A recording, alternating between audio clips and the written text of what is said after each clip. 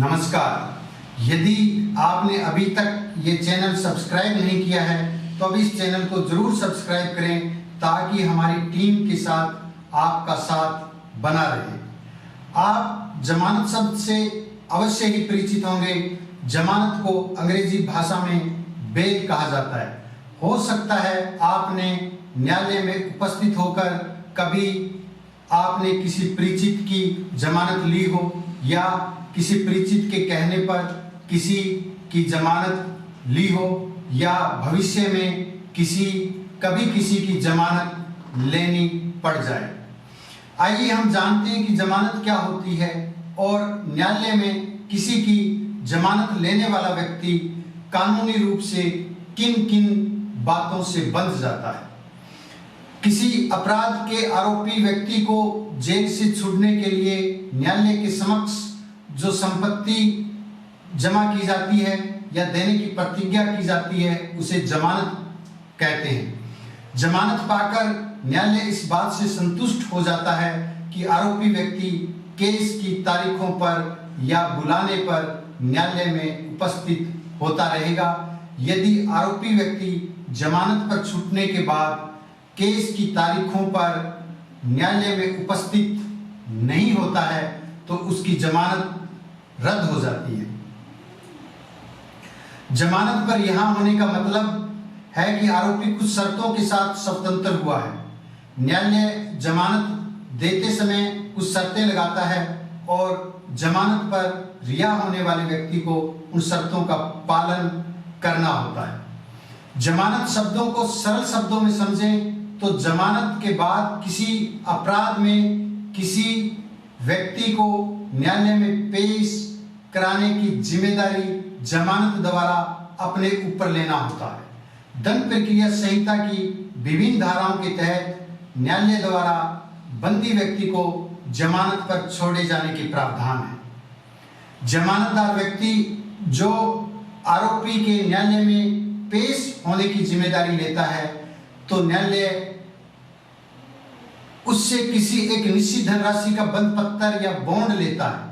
जमानतदार को जमानत लेते समय दंड प्रक्रिया संहिता के प्रावधानों के तहत यह घोषणा लिखित में करनी होती है कि वह आरोपी को जब भी आवश्यक हो या न्यायालय द्वारा बुलाया जाए तब न्यायालय में पेश करेगा और ऐसी घोषणा के तहत जमानतदार का यह दायित्व होता है कि वह आरोपी को लाकर अदालत में पेश करेगा।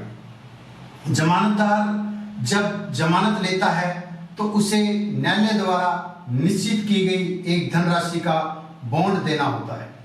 जमानतदार जिस आरोपी की जमानत लेता है और वह आरोपी व्यक्ति यदि बाद में कोर्ट में हाजिर नहीं होता है तो जमानतदार द्वारा जमानत लेते समय भरा गया बॉन्ड जब्त हो जाता है और कोर्ट उससे वह धनराशि वसूल करता है जो धनराशि बॉन्ड में होती है। यदि वह बॉन्ड की राशि न्यायालय में जमा नहीं करवाता है तो ऐसी स्थिति में न्यायालय द्वारा 6 महीने तक की कारावास की सजा जमानतदार को दी जा सकती है। यदि कोई विशेष कारण हो तो न्यायालय बॉन्ड की राशि को कम कर सकता है या फिर उसे आधा भी कर सकता है।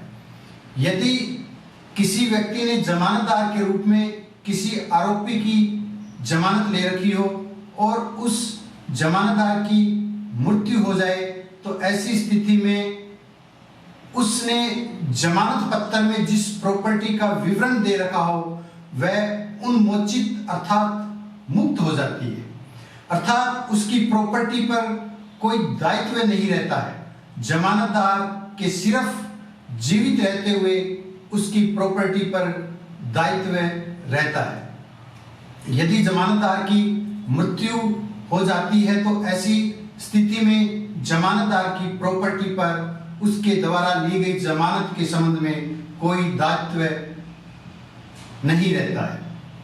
जमानतदार की मृत्यु होने की स्थिति में आरोपी को न्यायालय द्वारा पुनः नया जमानतदार न्यायालय के समक्ष प्रस्तुत किए जाने का आदेश दिया जाता है और यदि आरोपी नया जमानतदार नहीं पेश कर पाता है तो उसके गिरफ्तारी वारंट कर उसे जेल में भेज दिया जाता है।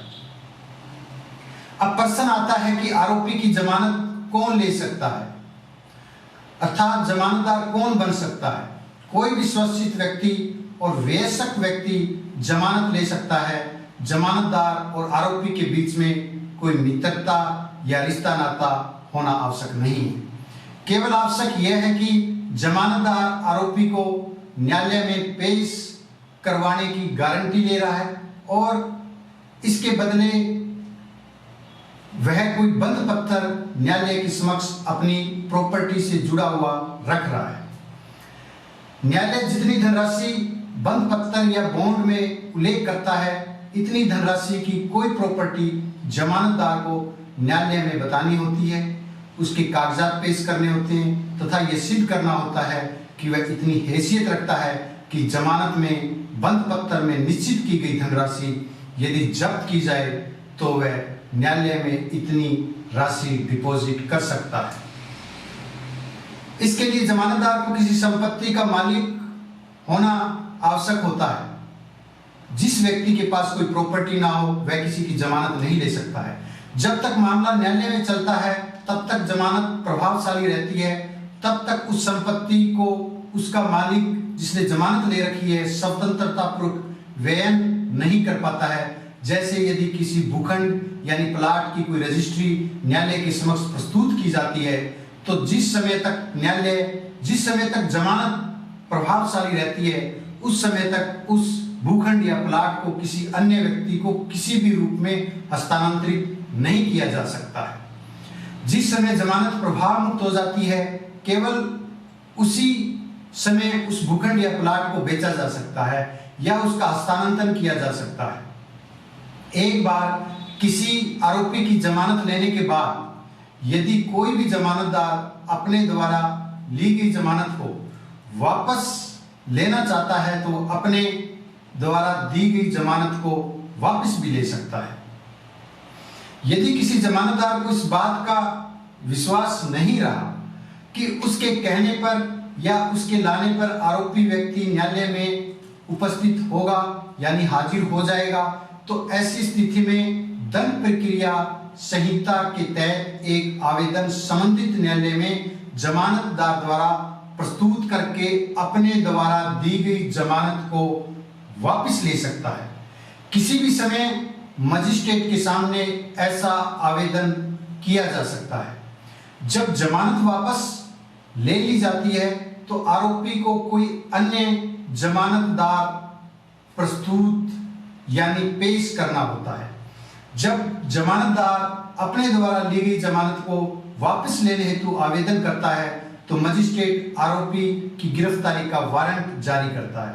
इस तरह जमानती जो भी बनता है उसकी यह जिम्मेदारी बन जाती है कि जमानत पर छूटने के बाद आरोपी अगर अदालत में पेश न हो रहा हो तो उसे अदालत में पेश करे।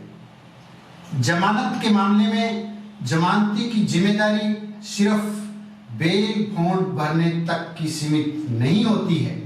जमानत के समय जमानत पत्र में केस नंबर, आपराधिक धाराओं का विवरण, संबंधित पुलिस स्टेशन का विवरण, आरोपी व जमानती का विवरण, नाम, पता और इससे जुड़े हुए आईडी डॉक्यूमेंट्स आदि उसके अंदर भरे जाते हैं। साथ ही उसमें जमानत की राशि का विवरण होता है। इस प्रकार आपको जमानत केवल उसी व्यक्ति की लेनी चाहिए जिस पर आपको पूरा विश्वास हो कि वह जमानत पर छूटने के बाद न्यायालय में सभी तारीखों पर अपने आप पेश होता रहेगा।